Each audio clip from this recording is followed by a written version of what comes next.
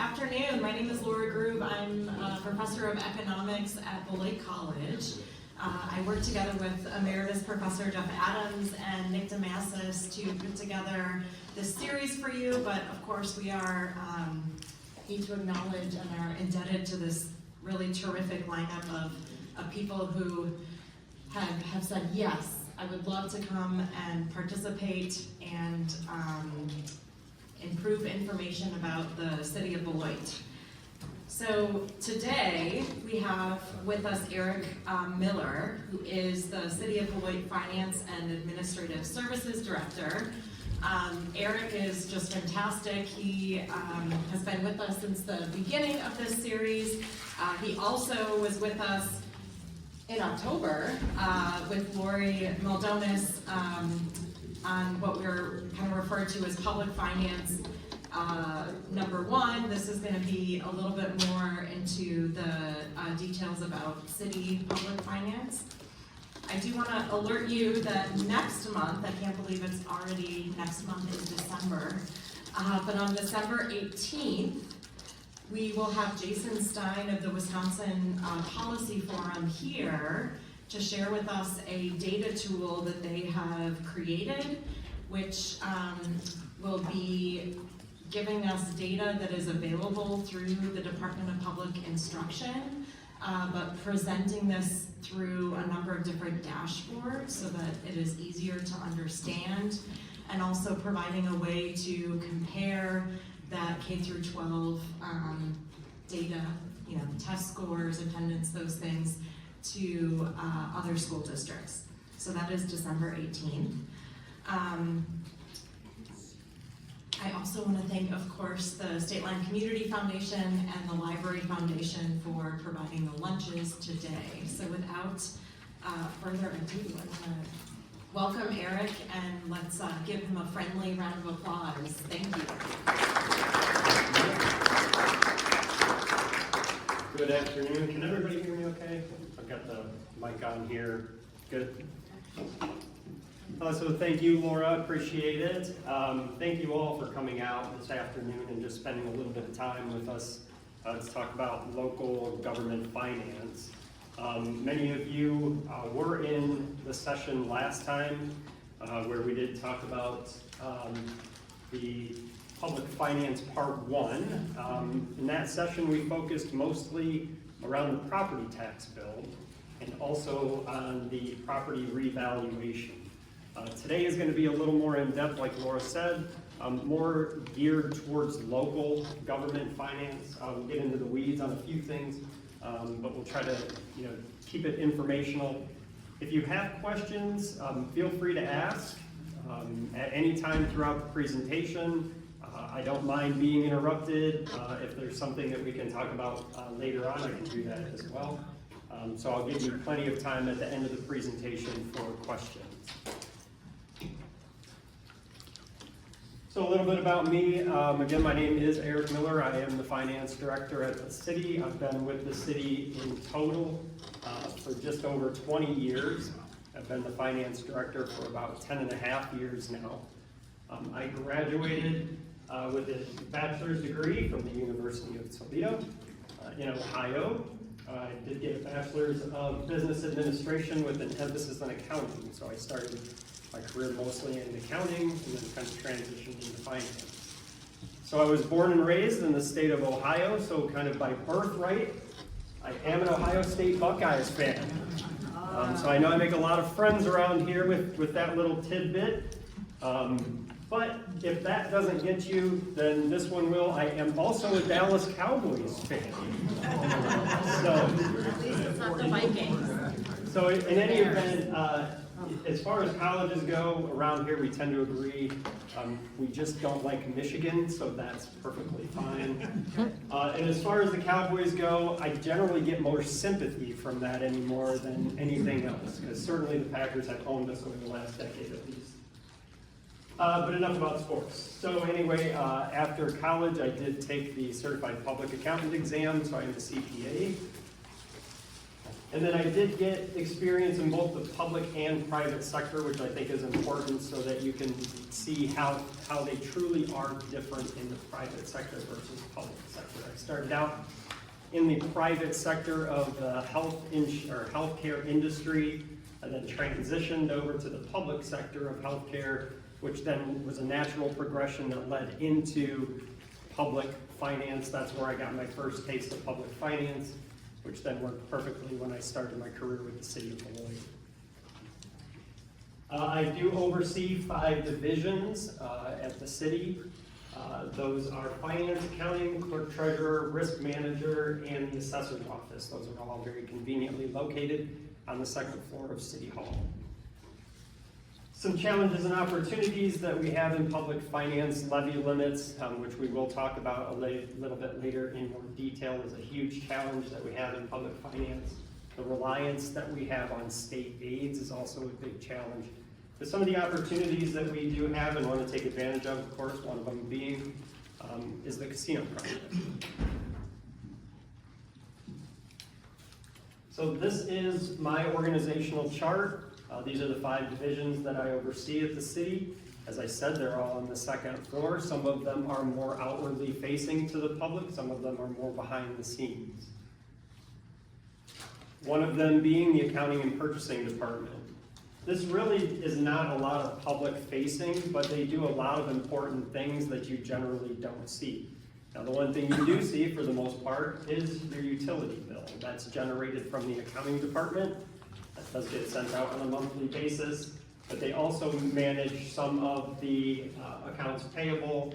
One of my favorite is payroll, and then purchasing and procurement. The accounting department also manages a lot of grant programs, which takes a lot of record keeping, making sure all the draws are appropriate so that we're following all the rules. They also are integral in the audit process. They prepare a lot of documentation. They're usually the first line that the auditors talk to when preparing the audit, and of course the capital assets. They do have 5 full-time employees in the accounting department to handle all of these tasks.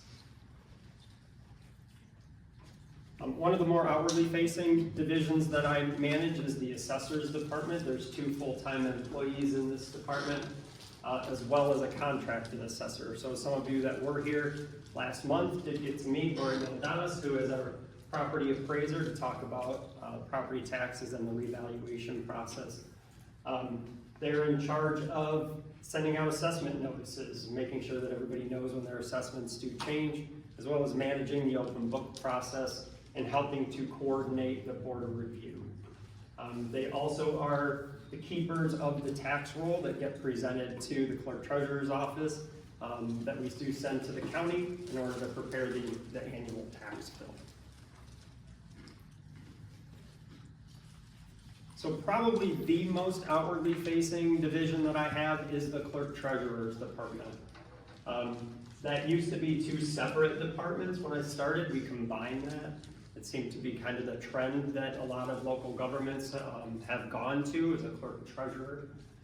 So on the clerk side of the equation, they're generally responsible for all of the documentation in the city. They are the official record keepers of the city.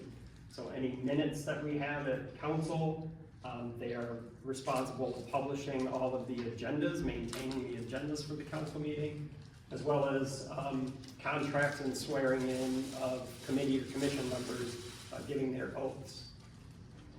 The big thing that they do, and we just saw one a couple weeks ago, was the elections. They manage all of our elections at the city. They do an absolutely phenomenal job of running an election. When you don't hear about things, that's when you know things went well. They do such a good job. They're very well organized. They are like a machine.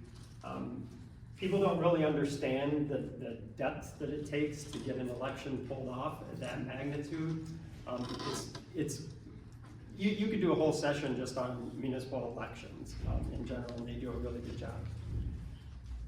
They also provide support for committee and commissions at the city, particularly the Alcohol Beverage License Control Committee, the Appointment Review Committee, and then they also are the clerk for the board review, not to mention regular city council meetings. They also issue certain permits, such as dog tags, certain licenses. And then, of course, on the collection side or on the treasury side, they're the main collection point of all money that comes into the city. So even our internal divisions deposit money through the treasurer's office so that it's a singular point of collection. They also handle all of the other general billing and other accounts receivable. There's 6 total employees in the clerk treasurer's division. And then, of course, they are responsible for putting together all the information for the tax bill. Risk manager. So there's one person in the risk management department, but that is an exceptionally important individual. They are really responsible to try to mitigate the amount of risk that the city is in. And so we do that with the help of our insurer, which is called CIVMIC, which is Cities and Villages Municipal Insurance Company, as we are one of the founding members of CIVMIC. But they manage our auto, liability, and property insurance.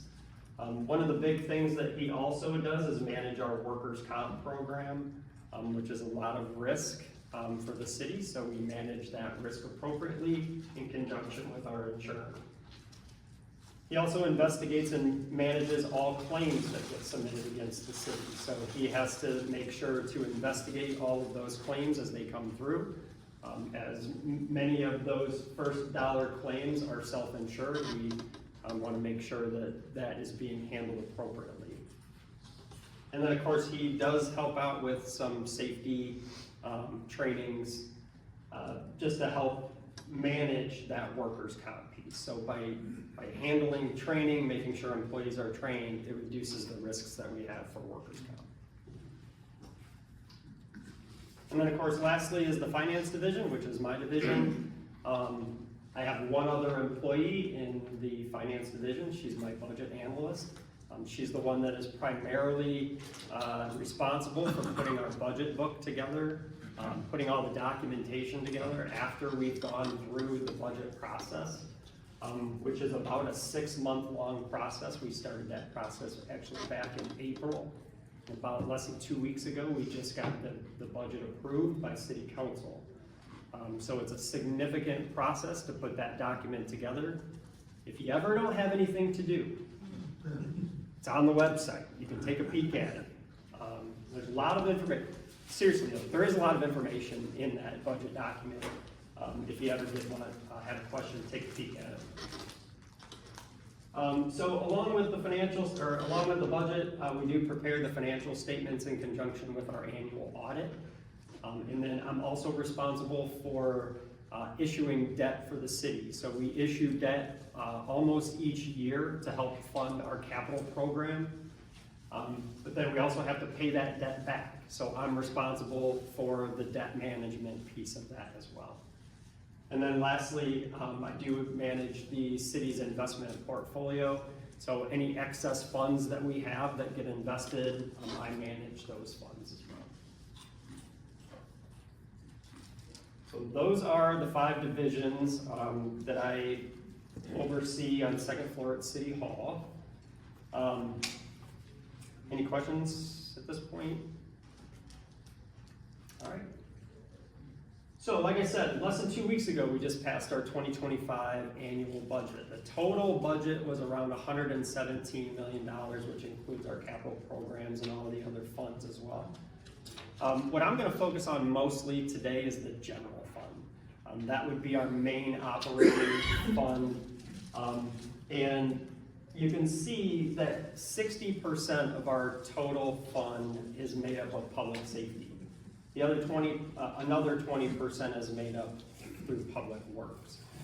That's a pretty common allocation of resources if you would look kind of around the state. For the most part, that's in line. Public safety is generally the 2 biggest divisions or departments within a city's budget. overall, as you would imagine, and most of the budgets and places that you might work or know about, 80% of our total budget is made up of personnel costs, so salary and benefits. Again, pretty common allocation of resources, but 80%. So when you kind of look at that in the big picture, you realize that you don't have, people say, oh, there's a lot of extra money you have laying around in your budget. You've got all this, fluff in your budgets. That's really not true. When you think about that, 20% would be made up of things like keeping the lights on, just utility costs. That doesn't even talk about normal supply type items that you need to do your job. And so a lot of our budgets have been really trimmed down over the years by necessity to make sure that we present balanced budgets to our city council. So what do I mean by balanced budget? Balanced budget means that my expenses equal my revenues. I don't deficit spend, so I'm not having more expense in my budget than revenues that I know can cover those expenses. Okay, so that's when I say balanced budget, that's what that means. So we'll get into a little bit more of these, but this is the 2025 operating budget, just over $40 million for the general fund. So, protective service, we said that 60% of our budget is protective services. Okay, so police and fire make up 60% of that.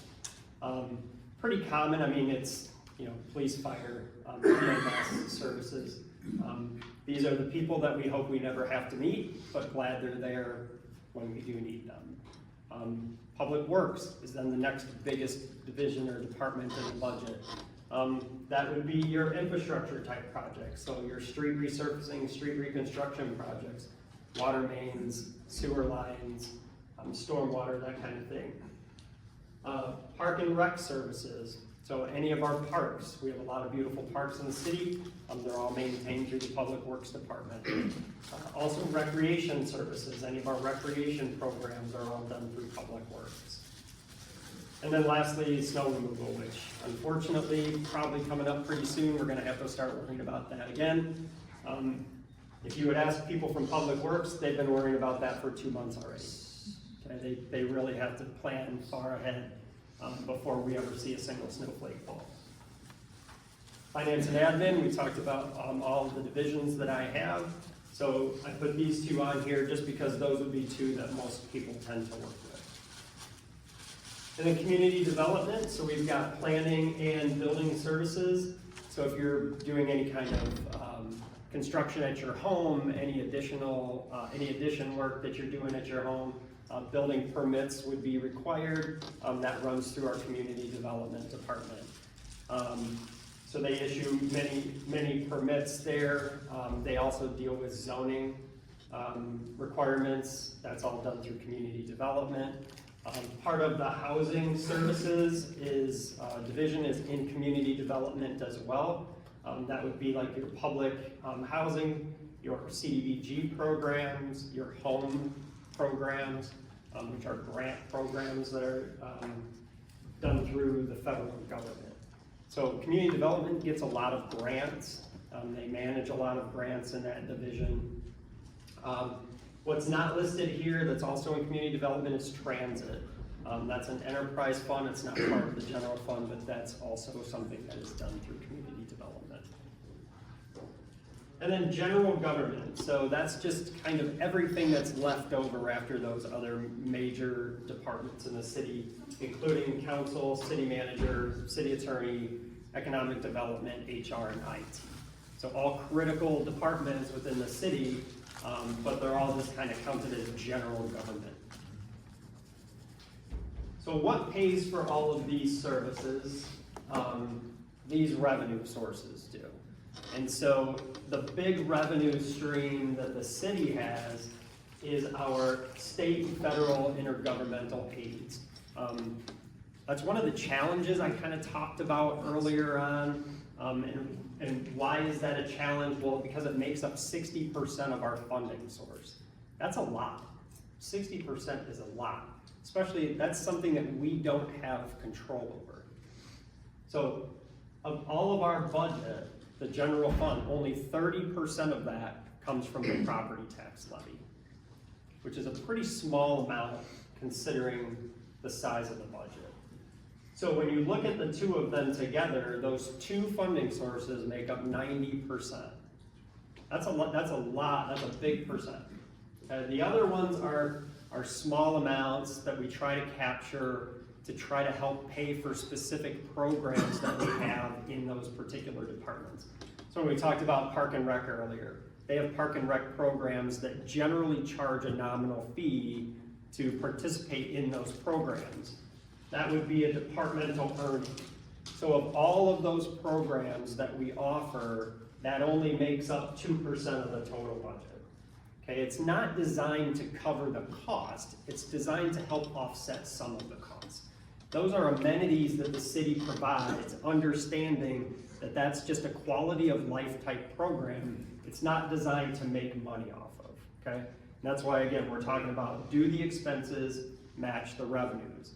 So some of those programs are subsidized through tax levy and through other funding sources. Yes? That would be like the swimming pool or the Yes. golf course, It wouldn't be the golf course, that's an enterprise fund, but your point is, yes, that would be the pool, it would be the Rotary River Center, it would be Edwards Ice Arena, those types of facilities that we have that we might charge a rental fee for.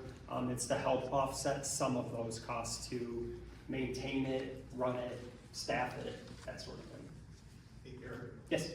I know this answer, but maybe others don't. Yep. I've heard you mention enterprise fund twice now. Yep. Maybe just an example, or Yep. maybe you'll hit that later in the presentation. Yeah, so an enterprise fund, so we're talking about the general fund here, okay? General fund, main operating account. Enterprise funds are funds that are accounted for certain programs specifically. So I already mentioned one, transit. We talked about another one, the golf course. Cemetery that we run is also an enterprise fund. All of our utilities, water, sewer, and stormwater are all enterprise funds. So what that means is the charge for those services is designed to offset the cost of those services. That's why they're specific to that service. So water utility, for instance, you get a utility bill, the water charge goes on there. We try to have the rate be enough to cover all of the costs, including capital costs. Now, not to get too far in the weeds, but that water is actually controlled by the Public Service Commission, not us. We don't have control over those rates, but we do for the others. Sewer, storm, golf course would be one. So do they always cover the costs? Not all of them do. But they're designed to. So in the golf course specifically, we have a $50,000 subsidy from the tax levy that goes to offset some of those costs because there's just not enough revenue that would cover. Same with cemetery, and then we get a huge federal subsidy for transit. Yeah, so on that point about federal subsidies, Yeah. you have here that 60% of the general fund is from state, federal, and intergovernmental aids. Yeah. Do you know what proportion of that 60% is federal? Federal would be the smallest portion Okay. for the general fund. Okay. Yeah, most of this is gonna come from It's from the state. Yeah, most of it's from the state. Yes, sir. There have been street rebuilds in the College Park area. Yep. And sewers and everything. Yep. In what portion of those projects are federal? Most of it. Okay. Yeah, most of what's going on over at the college right now is actually ARPA funding, which is the American Rescue Plan Act that was passed back in 2020. Can those funds be interfered with in the next term? No. Well, I'm not gonna say no. If you haven't already allocated or obligated all of the funds prior to the end of this year, then you could theoretically have to pay that back to the federal government. So if you're paying those back, could they be then reallocated to another program? Yes. If you've allocated them, or obligated them is the actual term, if you've obligated those funds, they can't touch them. And then we have until the end of 2026 to actually spend the funds.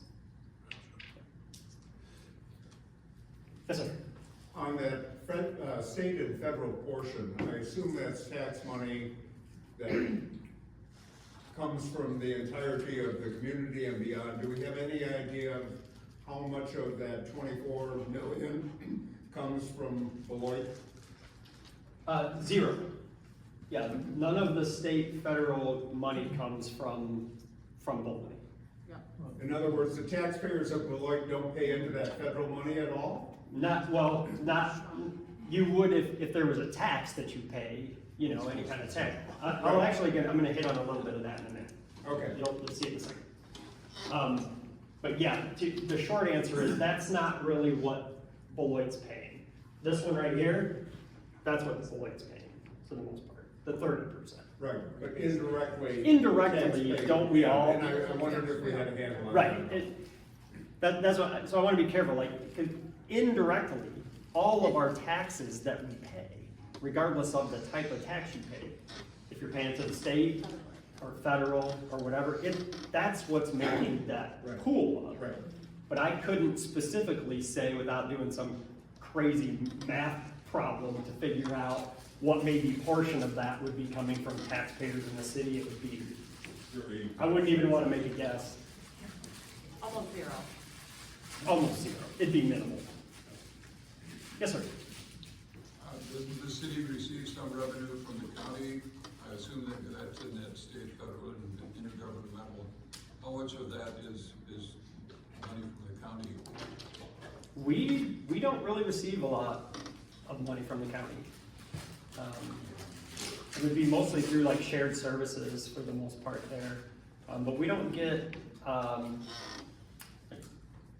really can't, We don't get any money? I can't really think of any, to be honest with you, that would be a direct payment. Any taxes? from the paid county. Power plant? There's a little utility aid that I think the city gets, but it's minimal. It comes through the state, shared revenue payments.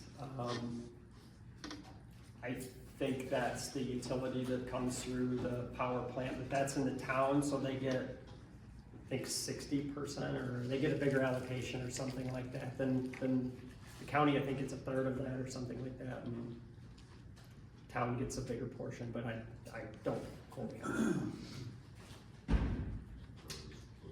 Any other questions before we move on? All right. So this is where the fun happens, where we're trying to dissect what each of these different funding sources, really are. And so this is where I'm going to touch on a little bit of your point here. So starting with shared revenue.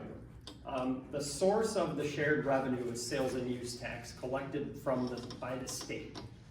So the 5% statewide sales tax that we pay on many goods and services, that's what funds shared revenue.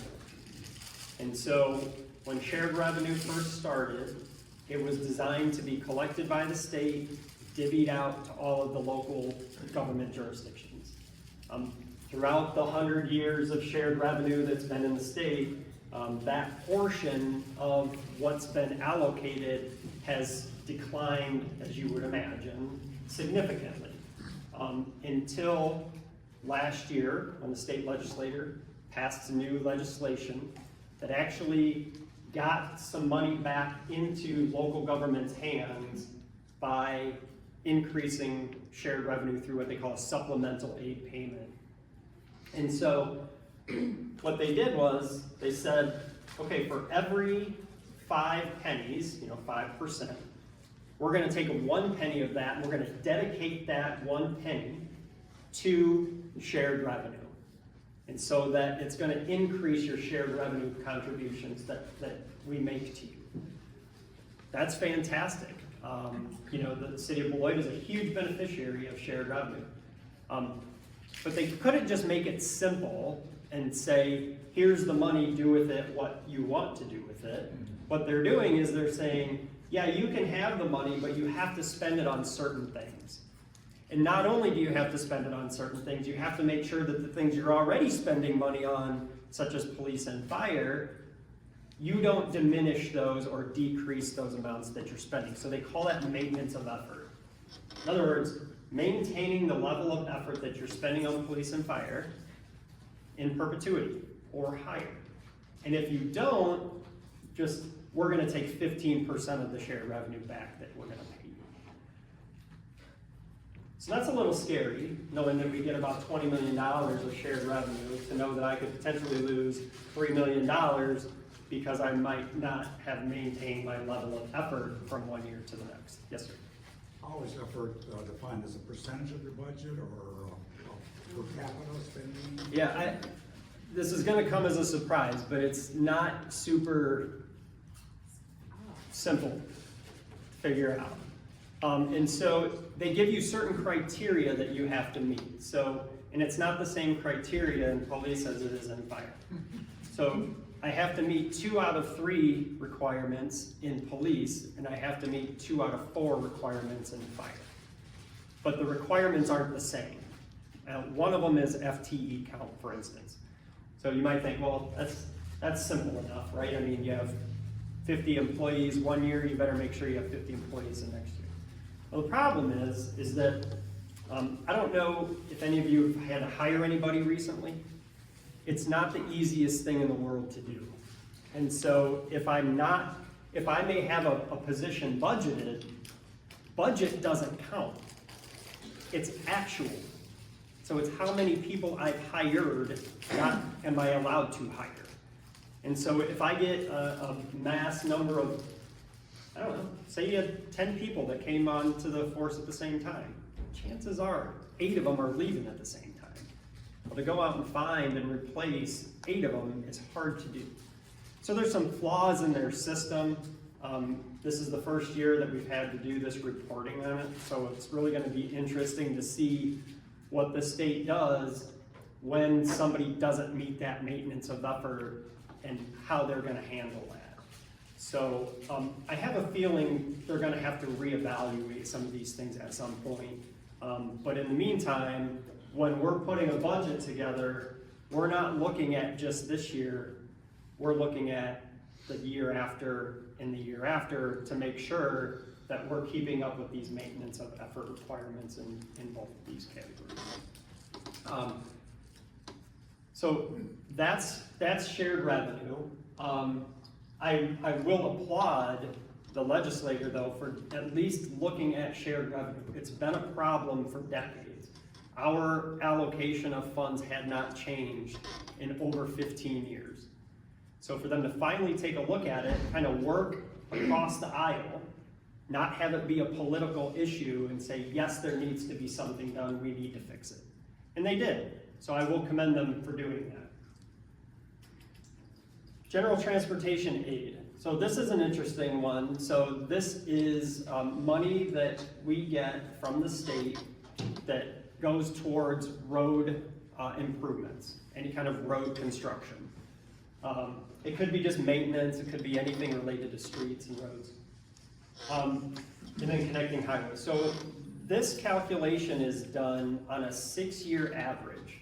So they take 6 years of what we've spent, average it out, multiply it by some percentage that the state budget had appropriated, and that's our allocation. So what it does though, is it benefits you to spend more money. So the more money that you spend on streets and roads and that kind of thing, the more money you could be getting back. So it's kind of weird that that's the way that you structure it, because if I'm a community that doesn't have a lot of excess dollars to be spending on roads, then I'm losing out because now my 6-year average goes down. And as my 6-year average continues to go down, my reimbursement continues to go down, which means I now have less money to spend on roads. So it's this ever-evolving cycle. So I don't really care for the way that that's structured. It doesn't really make a lot of sense to me, but that's just the way it goes. So the next thing we have on there is called expenditure restraint. So I always talk about these two things back to back because expenditure restraint means that I'm going to get a payment from the state if I only increase my budget by a certain amount of money. So on one side of the coin, I'm spending more to get more, but then I'm turning right around and saying, yeah, but I can only increase my budget by X% or else I'm not gonna get money from the state. So there's things that just naturally contradict themselves in the state budget process or the state allocation process. And so that's always the balance that finance directors across the state are having to do is how much can we increase our budget by still to qualify for expenditure restraint, but also maximizing the amount that we're allocating towards streets to get the most allocation there as well. Yes, sir? How often does that percentage change? With every budget cycle traditionally. So 2-year annual budget, when it goes through their whole process, they have a certain amount that's allocated, a certain dollar amount that's allocated. So the way that I can kind of understand it is, if I already know that I've got, I don't know, $600 million allocated toward this particular program, you're backing into the number. You're backing into the percentage. The percentage changes. They're not just saying, oh, well, look, Beloit spent $3 million more this year. They're going to get this added benefit. I can tell you right now, if I get more money, chances are somebody else's allocation just went down. Okay, so I mean, I think it's however much money you have allocated to the program just ultimately gets sent out. So that's expenditure restraint. And then computer exemption, personal property, video. These are all things, these are all payments that we get directly from the state that used to be taxed. So there used to be personal property tax. 2024, along with that same legislation that occurred with shared revenue, in that same bill, they exempted all personal property. So we no longer have a personal property tax in the state of Wisconsin, which is nice from an administrative standpoint. It's a lot of work to administer. But what they did was they exempted all personal property, and they said, well, that could hurt you as a local government because you're now not getting taxed on all of this property value, this value. So they said, well, we're going to make you whole, and we're going to now give you a personal property aid payment to compensate you for the loss of value in personal property. Great, no problem. Well, it is a problem. The problem is that now I don't, again, have control over a funding stream that is now controlled by the state. And so it's great when they have an allocation, but what happens when they don't? And you start to see maybe a state finance, start to get into a little bit of trouble, or how am I gonna balance a state budget? Well, I have control over a computer tax exemption payment. I've got control over a personal property tax exemption payment. I've got control over a video service provider aid payment. So all of those aid payments aren't guaranteed. They're there now. Shared revenue, it's there now. But when you lose that control over your own budget, that becomes a little scary. So it's fine. I mean, it's working okay for right now, and everything's fine. But you lose any added value to any other personal property that would come into your community. And it stays the same. They pay that same amount every single year. There's no inflationary factor at all.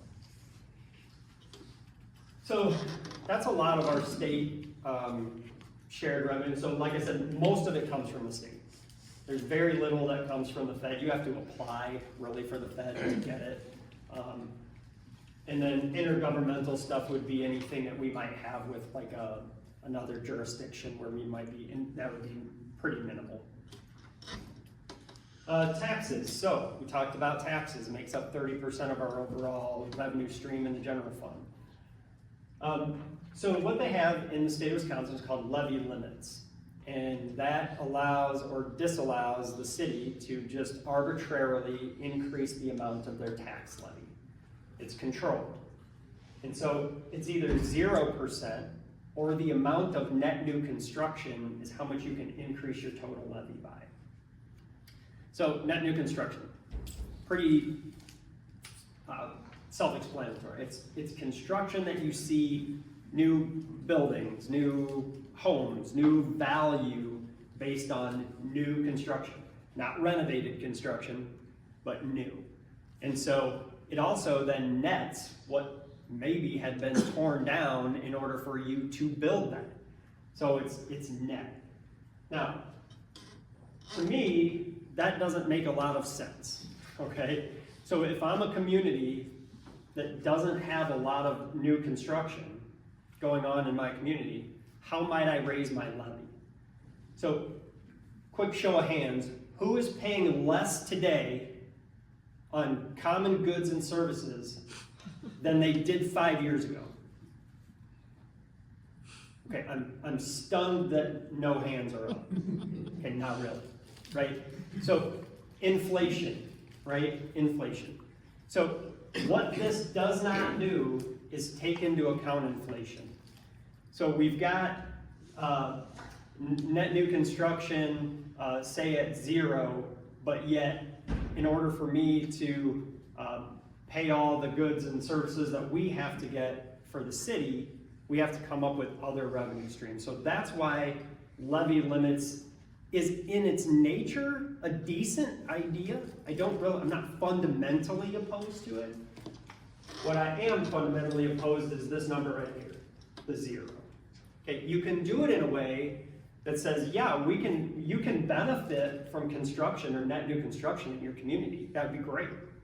But what you should be able to do is increase your levies at a minimum of CPI, in my opinion. That would make more sense, because now I'm keeping up with inflation. Hotel motel tax.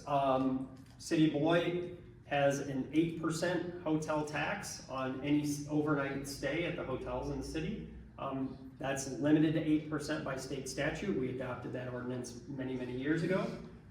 We then collect that from the hotels and motels. We then distribute 80% of that to Visit Beloit, which is our convention bureau, Visitors and Convention Bureau.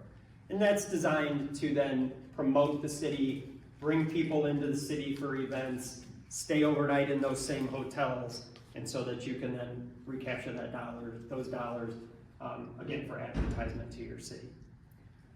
So that's more of a pass-through. We get to keep 20% of that. Payments in lieu of taxes, we call that a pilot.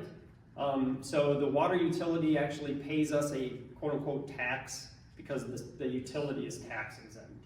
And so since it's controlled by the Public Service Commission, they allow pilots to be paid on water utilities. So the city gets a payment in lieu of tax from the water utility, but it's still considered a tax on our financial statements. Departmental earnings, that's what we talked a little bit about earlier. With the park fees, rental fees, that kind of thing, again, designed to try to help offset some of the costs of those programs. Cash and property literally is just interest income. So when we do see those interest rates increase, the city actually is a beneficiary of that because we do have a lot of our money in short-term, liquid, safe assets that fluctuate with our money market accounts, and that would be what short-term those interest rates are doing. And then, of course, fund balance. So we have a fund balance policy that allows us to have or spend some cash on hand for one-time projects. We usually don't have any in our budget, but we've got a couple in there this year. If we have a study, if we're going to rewrite a zoning ordinance, if we have a space needs study for the police department, those would be one-time dollar amounts that we don't want to have in there on an annual basis, that we can apply dollars that we have on hand so that we're not then having to levy those dollars to pay for it. So Eric, Yes? for 25, if you were to put numbers on every one of those 5 categories and add it up, what would that come to? For the general fund, it was $48.3 million. So is the difference between the 117 and the 40, is that bonding, or where does that money come from? So this is a big portion of it. So the capital improvement program is a big portion of the 117. And that's mostly funded by bonding? A lot of bonding. It's actually funded through these funding sources right here. So if it's not GO debt, It could be a utility bond, it could be special assessments, it could be fund balance or through the operating account. So for instance, the water and sewer utilities, as I mentioned earlier, the fee that you pay the water and sewer utility, it also is to include the capital assets of that utility. So a lot of times we're not gonna borrow for those type of projects. So like if that college project was not ARPA funded and it would be done through this capital improvement program, a portion of that project would be funded directly by the water or sewer utility. So you've got capital improvement program, which is a big portion. You also have something called enterprise funds that we talked about earlier. All of those utilities would be a significant amount that makes up that part of the 117. You've got internal service funds. So, and those are funds that are, they're funds that are set up to service the internal, like the city, other city departments. So like our health insurance fund, for instance. We fund that through portions of the general fund. And then I, myself, pay my premium for my health insurance. That goes into that particular type of fund to then pay claims that we have when you go to the doctor. And so those internal service funds are also included in the 117. And then debt service would be the other fund. So that's what makes up the 117. So I highlighted capital improvement just because it's one of the bigger, more outwardly facing things that you as the public would definitely see. We've talked about road reconstruction, street resurfacing is also included in there. That's one of the bigger constant items that we have in our capital program every year. We want to make sure that we have a certain amount or certain number or length of road that gets resurfaced on an annual basis. We try to make sure that different areas in the city are being hit throughout that program so that it's kind of equal, being spread out equally. Buildings and grounds, so we have a lot of buildings, facility maintenance, those are included in here. Equipment, property acquisition, those kind of things are all included in our capital program. So the challenges and opportunities, we talked a lot about these things throughout this presentation. As I talked about the state aids, they are what they are. They've been here for a long, long time. They're not going away. But it is some things that do tend to keep you up at night. If you kind of look back to 2008, 2009, the Great Recession rolls around. There was a lot of sleepless nights trying to figure out how we're going to balance these budgets. Those are big, big events. 2020, COVID came around. No idea what was going to happen. No idea. What was the state going to do? We didn't know what was going to happen to the funding. Those are some of the challenges that you have when you're so reliant on those state programs, those state aids. So one of those challenges, we need those different revenue streams. Okay, and what are those different revenue streams? Well, big buildings that come into the city, like an Amazon or something like that, that helps the city. Other things like the casino development, not maybe about what the casino itself could bring, but what peripheral things could go along with the casino. Those are the kind of things that could be an opportunity for the city. Yes, sir. Is that reliance on state aid, is our community an anomaly? Is it the status quo for most communities? What communities, if you could name one or two, that aren't as reliant as we are? This is more of we're kind of on the more reliant end of the spectrum. But the ones that would be your more affluent cities. Brookfield, those kind of suburbs. And is that because there's higher revenue generated from property tax? Yep. Property value, property tax, per capita income, it's Okay. all of it. Thank you. Yep, all of it. And then the levy growth that we already talked about. does not take into account inflation. So that's always a challenge, you know, if we have a year where we just don't have the net new construction. The only other way you're really gonna grow your levy is if you might have a TIF district that closes, then you can capture some of that value. But if you don't, you're stuck. You're really stuck. So we try to make sure that we like our economic development department constantly is pounding the pavement, trying to get, you know, new businesses, new construction to come into the city. So Eric, if there's a policy issue here related to the over-reliance Yes. on state aids, whose responsibility is it to kind of think about how we get to another state of unreliance on state aids? I mean, is that the city council, is that the city manager, is that your folks? Where, is that this group? Where does that come from? I'd say really everybody. Mostly, that's gonna come from the state. That's gonna come from the legislator. So lobbying efforts, but the problem is what's the solution, right? I mean, if you don't have, like, so if anyone was here last month and saw what the state aids do to help offset property tax. So if we got rid of that and didn't become reliant on it, you might as well just kick me out of the city right now, because no one's, I would be persona non grata, let me tell you that right now, because your taxes would go through the roof. And nobody wants that either. So one way I thought would be to help would be to eliminate that 0% on the levy, because if you are levying a little bit more, then it would potentially be less of a reliance on it. But we're so far lopsided at this point, it would be minimal. It'd be a minimal impact. Yes, sir. Could you circle back to what you talked about last month? Yeah. And explain why increasing our assessments doesn't help? Yeah, sure. I wish I had my presentation. I'd show you my slide that I put up there.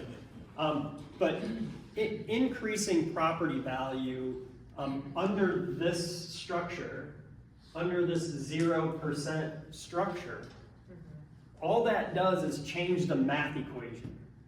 It changes the math. Because what that does is, we're looking at tax rates, not levies, right? So if I'm gonna levy a dollar amount, then increasing the assessed value universally across all of your properties, all that does is equally decrease the tax rate to all of you, but you equally had an increase in your value of your property, so you're paying the same amount of tax. So adding value helps your tax rate from an outside perspective. So if I'm trying to court a company to come into the city, I can say, look at our tax rate. It's 12%. That's amazing. But to the internal customer, you guys, that it didn't really do much for you. Like, that helps maybe attract people in, but your taxes basically stay the same, because I can only levy so much under this formula. Now, if you had control over your levy, that would be a whole nother story. Then people would be looking at me like, why are you increasing my taxes like that? Why are you levying more dollars? Well, see, I got the scapegoat. I can say, well, it's not me, it's the state. The state's doing that. That's not me. I would never do that. But that's why that really doesn't help you a lot, just by increasing property value.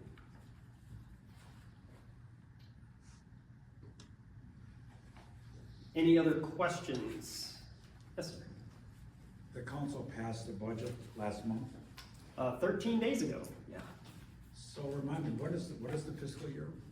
We have a calendar fiscal year, so January 1 to December 31.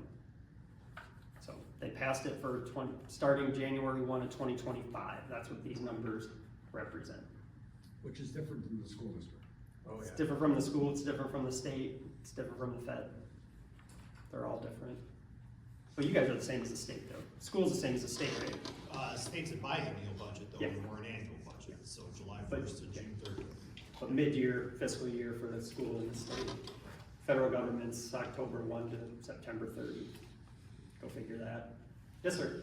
Has the city set the mill rate yet? Yeah, we just got the final numbers in today. Yeah. Do you know what it is? Total, if you're in the school district of Beloit, it was 12.7 something, 12.6 something. Per thousand? Yes. Yes. Yes, sir. You mentioned Amazon, and a while back there was some dispute between the city and Mhm. Amazon on that. Could you shed some light on how that was resolved and Sure. how far apart people were in terms of Mhm. understanding what should be Yeah. their obligation? Yep, so people, companies, same as individuals, have the right to appeal their assessment. There's a process that we have to go through in order for that to happen.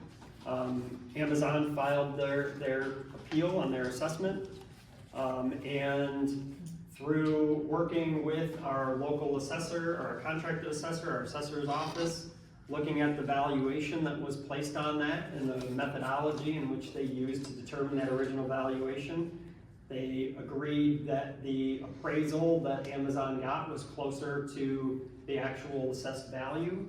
And so it was that, it would have gone to court, it was in court, through the circuit court.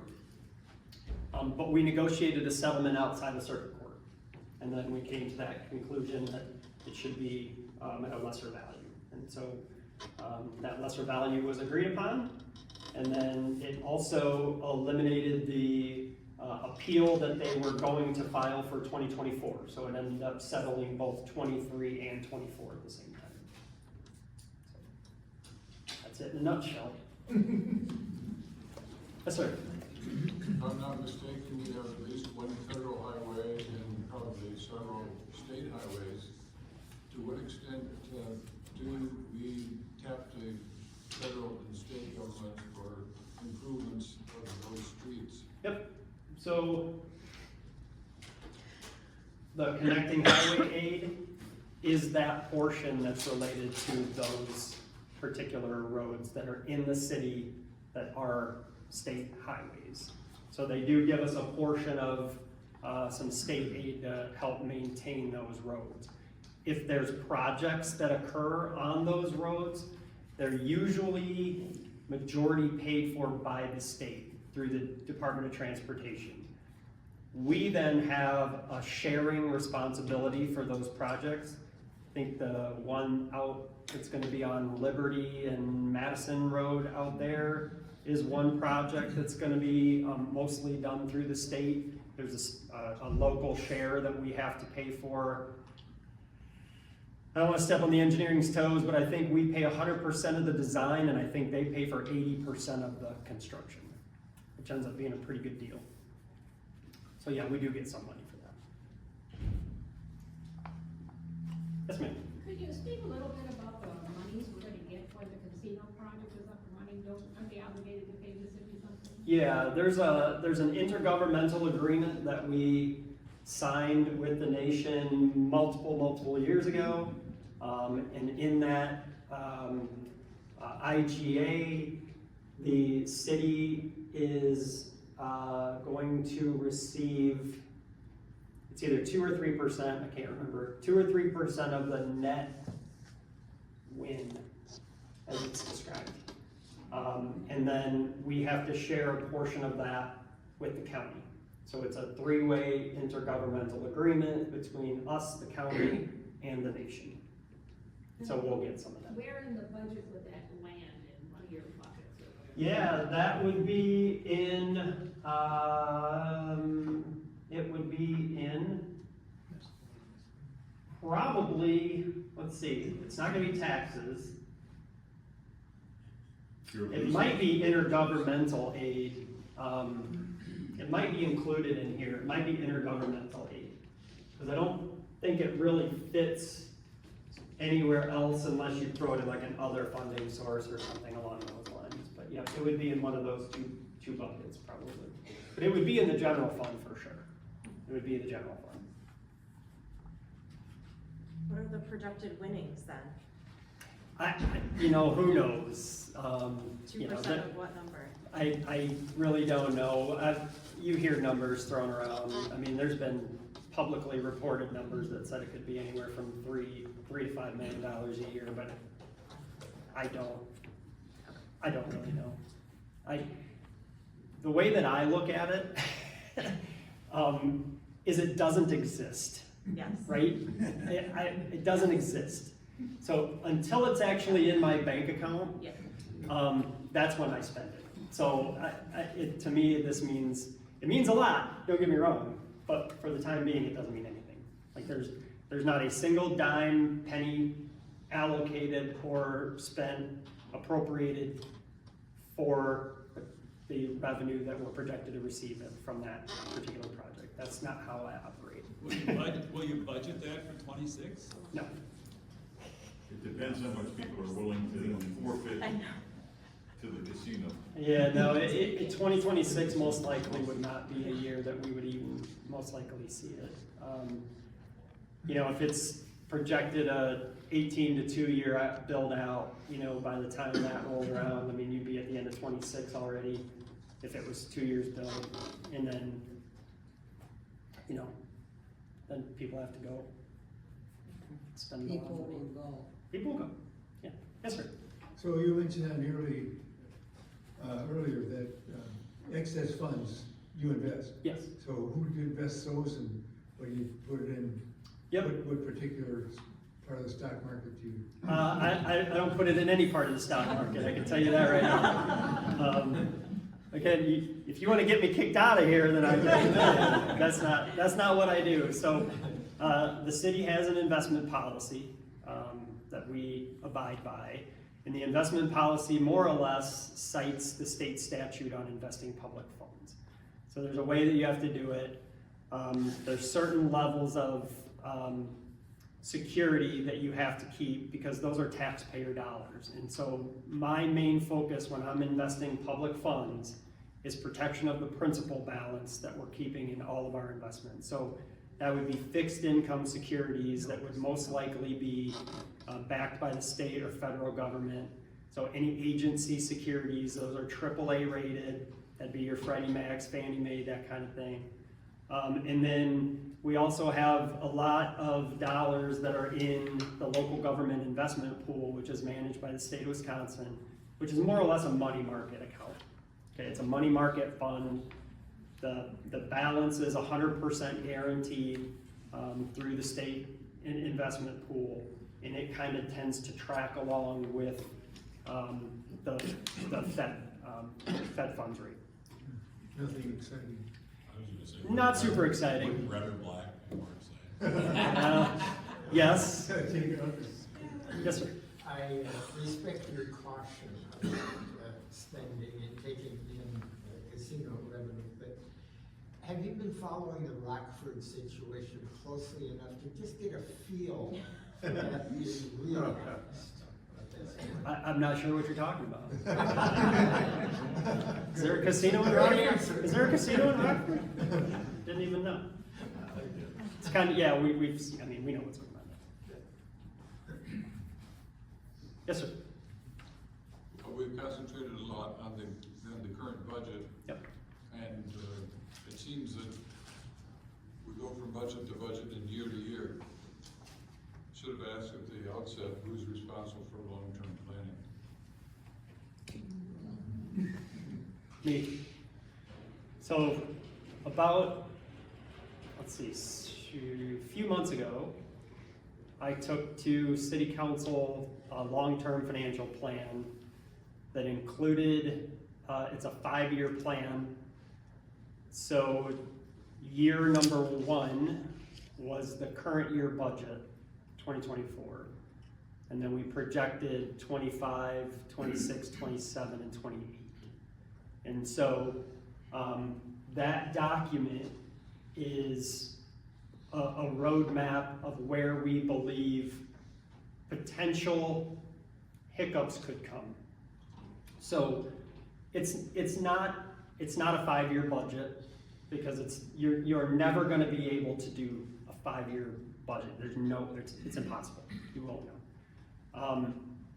But what it does do is it highlights areas that if we use a certain metric of inflation or a certain average of net new construction or a certain amount of cost of living increases, that sort of thing, health insurance claims, you can kind of project out where you believe you're ultimately going to be and where might we need more help in the future. And so that's what it's designed to do. So we put that document together, we got that approved by our city council. It's a fluid document. So now that we have the 2025 budget year approved, that will now be year one. And then we're gonna project out one more year from the existing plan. We'll take that back to council, get that approved, and then we'll now make that a standard part of our budget process. So we try to look at that just so we don't get tripped up too bad if something goes awry. Yep. I don't mean to be cynical, but as someone who has prepared annual budgets numerous times and experienced after usually 3 years of the year that you can tear them up, how long does it take before you tear up your annual budget? Depends on the year. Sometimes it happens earlier, sometimes it happens later. But we usually do pretty good with it, actually. You know, every year we publish our financial statements after the audit. It shows comparison from actual to budget, so we know, you know, kind of where we are each year. But as I mentioned earlier, when 80% of your budget is personnel-related costs, as long as you don't have some major reduction in force kind of thing, you know, mass layoff, anything like that, as long as you're employing roughly the amount of people that you've got in your budget, 80% is a big number. You don't really have major variations or swings in your budget when it's mostly people related. So our budgets are usually pretty good. Could we If I do say so myself. Yes, sir. jump back to the expenditure? Yeah. So the police and the fire is 60%. 60%? Yep. Okay. Yep. So in terms of, because I think of, you know, police and fire, you know, talking about Brookfield. Yeah. With the share of revenue. Yep. The price of your homes don't cost more to support. Right. Than a $20,000 house. Right. So I think, you know, for pretty much any of the lower revenue value property, are always going to be dependent on getting shared revenue. Yeah. From the wealthier. Yeah, definitely. Yeah. So. Yeah, I 100% agree with that. Yes, sir. It's very interesting, and I got this ear over right now of Billy Joel song Piano Man, thinking you're overcompetent, or, and man, what are you doing here? What are you sticking around the lake for? Because I love it. Okay. I love it. Yeah. Love what I do. Yeah, love what I do. Yeah. Way to recruit. Any other questions? That might be a good, Left-handed compliments? yeah, a good note to end on, to say thank you so much, Great. Eric. We greatly appreciate all the